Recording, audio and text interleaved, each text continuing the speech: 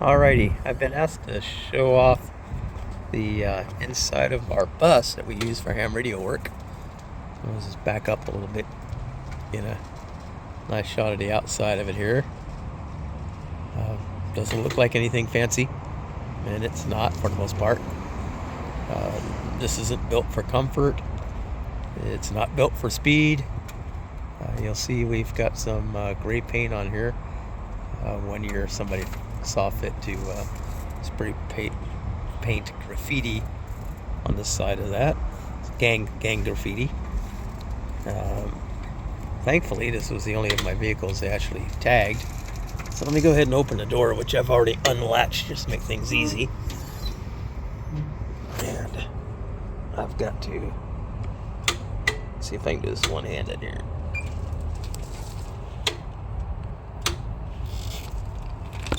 I've got a door pneumatic doohickey on the door here, so I didn't want to just let go of it and have it slam up or slam open there. There we go. So this had, when we bought it, a pair of buttons in a case, a pair of toggle switches in a case on a cable, and you would have to reach up there, grab the cable, and grab the buttons. But we have since moved on to using a cheap Chinese transmitter, which I just changed the battery on. So we'll start by lifting this up so that it's up all the way, and let's see if I can remember. There we go. So I'm going to bring the lift into position. It's good to see new batteries are working.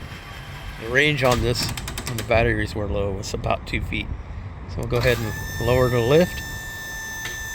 By the way, the lift is very, very reliable, but being on the lift just scares me to death, because you got like 3 inches of lip there and you're several feet in the air. So it kind of frightens me. I'm not fond of it. So I'll get turned around here. Get backed up. Okay, so now we go up. Find the right button. There we go.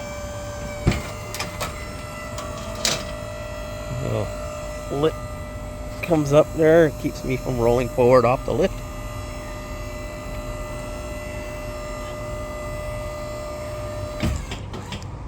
There we go. And if I've lined my chair up, I should be able to back in here without too much trouble. Except something's not right. There we go. I was back too far, and my anti-tippers were blocking the little flap from flopping down. I have to remember that. I think it's the first time I've been in this since I got this chair last September. So I was caught up on that. Glad it stopped me. I didn't want to roll off of that. So here's the sort of the cockpit area, I guess. Got some paperwork laying here. Old AM radio. Lots of buttons. There's a PA mic. There's an old 2-meter mobile radio. Cup holder. Not much to go to look at here. Just your typical driving controls and such. I'm really short, and I do drive this, but to make it so that I could reach the throttle properly, we did put a block on the throttle. I can reach the brake just fine. I do drive with my feet. I don't need hand controls as long as I've got power steering, power brakes. That driver's seat does rotate so that I can get lined up in order to do a transfer. And I just raise the height of my seat on my chair, since I have elevation adjustment on my chair. That way I can get in there.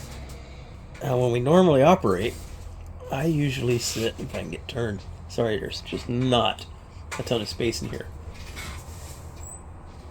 I just got to get lined up here. So you might imagine this is a little tight for me in here.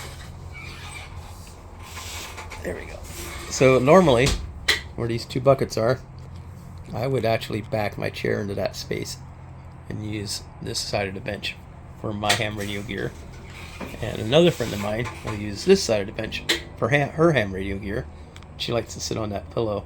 Looks like we need to replace the pillowcase. We have overhead storage, and that does fold up flat, so if we're not storing anything, which we aren't currently, that can be folded out of the way. Nerf the edges because it is a head bumping hazard. We have overhead storage there, and overhead storage right there. That one shuts, obviously. Vents, lights, all lights work. The speakers in the ceiling work. We don't use the AM radio, but they do function. We'll just start from the back here. I'm going to lay the remote down so I don't have to hang on to it. If you look under here, there's a portable John. This part of the cabinet folds up out of the way so that it can be used. And we have a curtain with magnets sewn into it. We just hang that curtain around.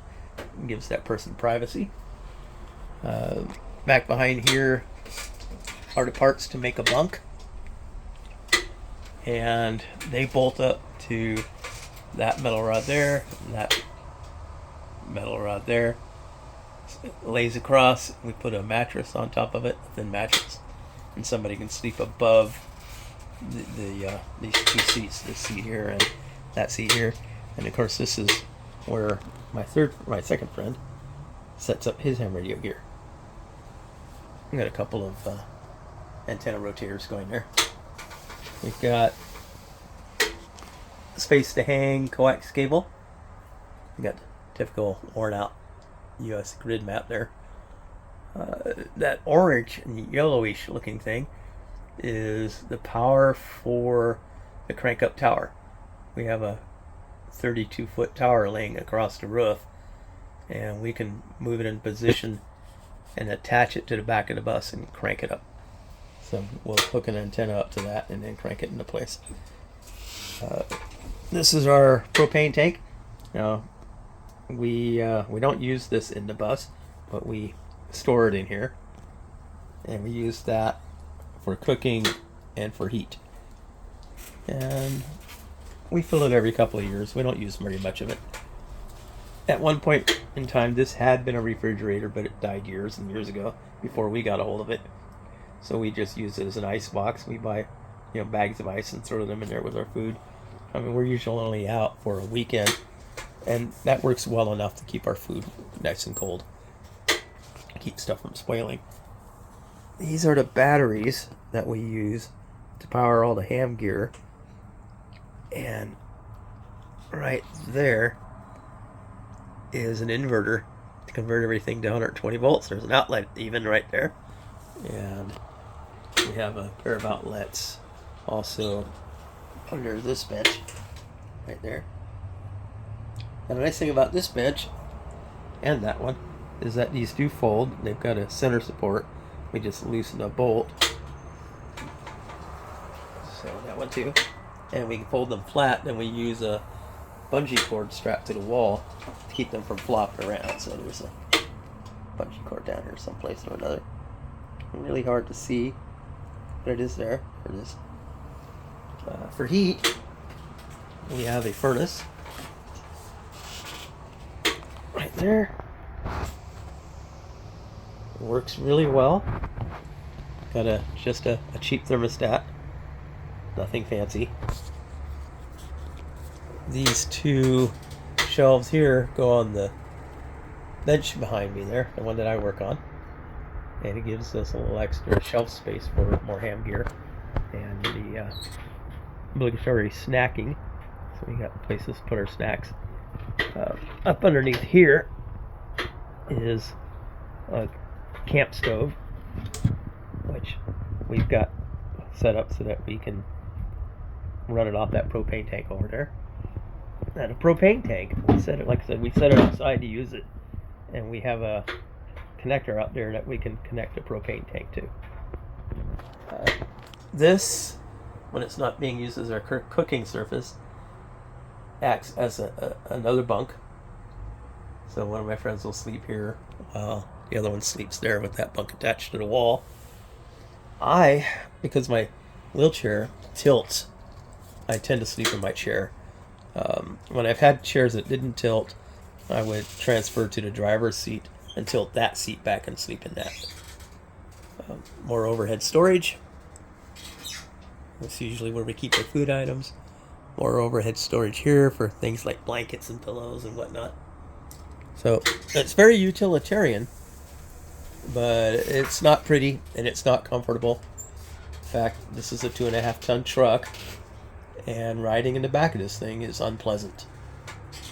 But on the upside, if you're the driver, it works pretty well. The driver's seat's very comfortable. The front suspension's pretty soft. The bus has a very giant heater, no air conditioning. The bifold door here is powered, which is nice for the driver. They would have just been able to hit a button. I don't remember. One of these buttons over here runs that door. Oh yeah, right down there. So to the left of the steering wheel, on the dash, the big sort of cyan colored button there. To the left of that is a crossover button, push button. So if the starter battery is dead, you can hit that, and there are other batteries that run the rest of this cab work that it will switch to, so that you can transfer those in, hold that button in, and turn the starter. Heater controls, the little silver pull-out knob there is like a rev knob, basically.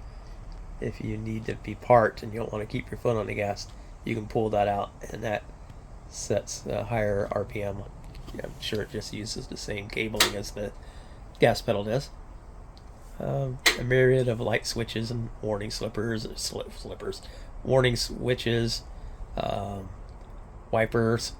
I believe both wipers are on their own motor. They are, so you can run one or both. We always run both. There's no reason not to run both of them. So yeah, like I said, very utilitarian. Not much to it. It's kind of cramped, but we've gotten a lot of years of pleasant use out of this. We bought this in and around 2004, and it's been great for us. We actually found a receipt from when we bought it, and I think we only paid like $1,200 for this bus. Might have been $1,800. It wasn't very much. So I got to wheel it forward far enough to not catch my anti-tippers there, and see if I can get down from here. Yes, okay. No problem this time.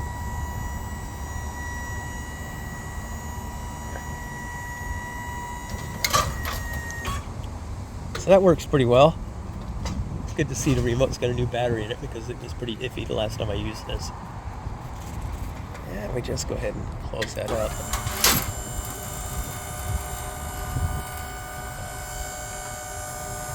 I'm a big fan of wheelchair lifts and ramps and such for obvious reasons. Let's see if I can. We have a weak motor on this, so it has trouble occasionally. We'll get it started here. There it goes. We're going to have to replace that motor. It's really having issues, but you can see it is going up. Once it gets past a certain point, it will continue. We've had that motor rebuilt once already, but I'm guessing that we're probably going to have to replace it altogether with something that can generate a little more torque.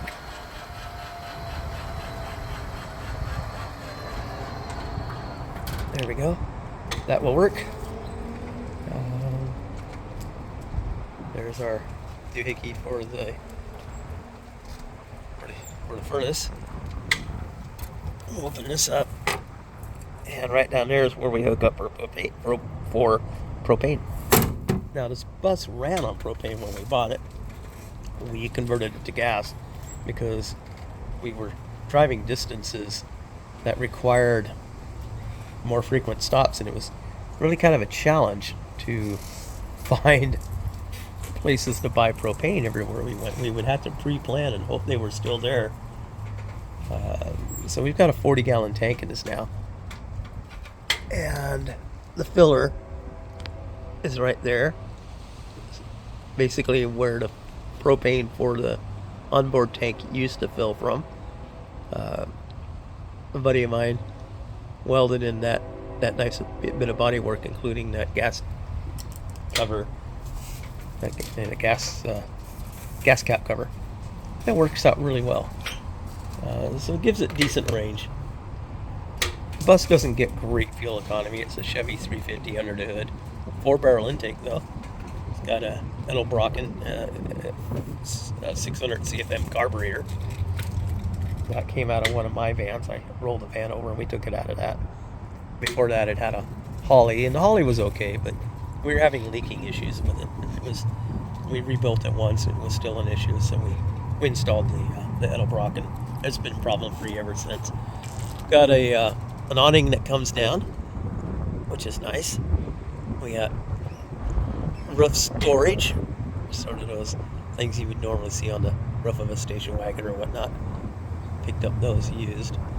We've got storage for one of our antennas is up here. That big white box there. It's got hinges and stuff on it. You can pop that open, and there's antenna materials there to raise an antenna. I can't really get you a look at the tower as such. I'm just not that tall. But if you look up there, you can sort of see the rear of it.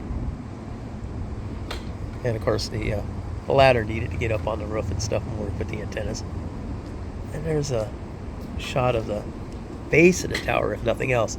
Tower, you undo some safety clips, you slide it backwards, and then it hinges over and actually attaches to this frame here that we've welded up and installed.